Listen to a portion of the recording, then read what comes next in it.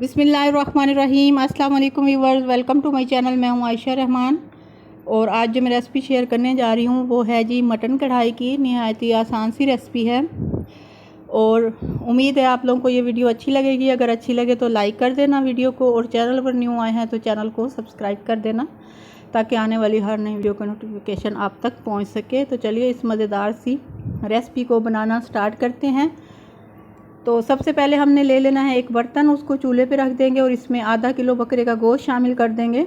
Half KG mutton इसमें शामिल कर दिया है और इसमें तकरीबन 1.5 गिलास के बराबर पानी शामिल कर देंगे और इसमें 1 टीस्पून नमक शामिल कर देंगे।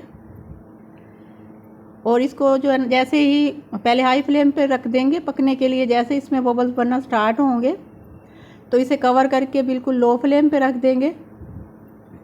अगर आप प्रेशर कुकर में बनाना चाहें तो 15 मिनट में गल जाएगा प्रेशर कुकर में।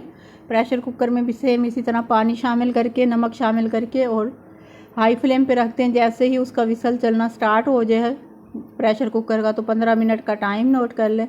उसके बाद फ्लेम को ऑफ कर दें जैसे ही 15 मिनट हो जाएं। तो ये मैं आधे घंटे के लिए रख रही हूँ बिल्कुल लो फ्लेम पे। आधे घंटे बाद ही ये गल जाएगा क्योंकि छोटे छोटे पीसीस थे। आप थोड़ी देर और मतलब 7-8 मिनट दोबारा से इसे कवर करके लो फ्लेम पे रख दें। तो ये यहाँ पे बॉयल हो चुका है तो अब इसको इस बर्तन से निकाल लेंगे। दोबारा से एक बर्तन लेना है और उसमें शामिल कर देना है half cup cooking oil. Cooking oil शामिल करने के बाद इसमें हमने जो गोश्त को बॉयल किया है वो साथ शामिल करके उसको फ्राई कर लेंगे, मतलब उसकी भुनाई कर लेंगे इसी ऑयल में ही। 1 से 2 मिनट तक हमने मीडियम फ्लेम पे कुक करना है ऑयल में गोश्त को। उसके बाद जो है इसमें लहसुन अदरक का पेस्ट शामिल कर देंगे 1 टेबल स्पून।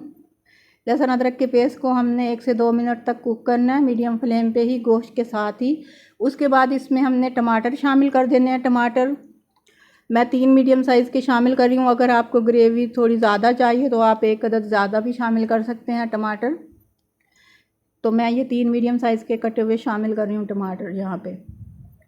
ठीक है, टमाटर शामिल करने के बाद इसमें हमने सारे मसाले भी शामिल कर देने हैं जो घर में ही अवेलेबल होते हैं।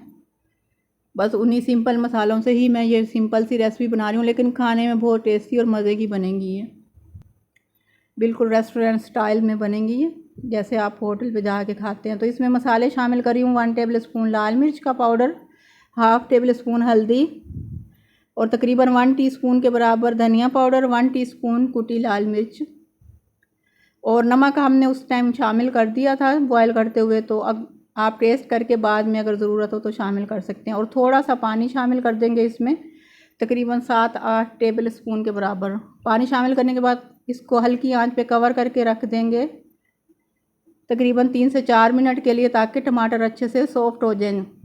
ठीक है, उसके बाद इसका कवर उतार लेंगे और हाई फ्लेम पे इसकी भुनाई कर लेंगे। अगर इसमें मतलब कोई पीस साबुत रह जाए टमाटर का तो इस तरह आपने चम्मच से प्रेस करके मैश कर लेना उसको और इसकी हाई फ्लेम पे भुनाई कर लेनी है। जैसे ही भुनाई हो जाएगी इसका पानी अच्छे से ड्राई हो जाएगा और अच्छी सी खुशबू आने लग जाएगी कि भुनाई हो चुकी है। उसके बाद इसमें 1 कप दही शामिल कर देंगे।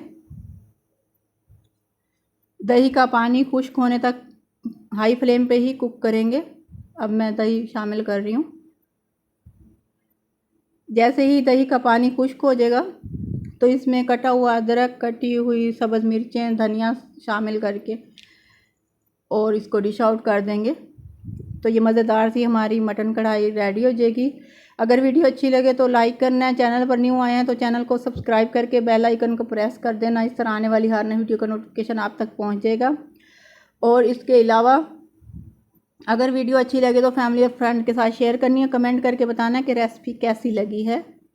ये जितनी देखने में खूबसूरत नज़र आ रही है खाने में उससे भी ज़्यादा टेस्टी बनी है ये।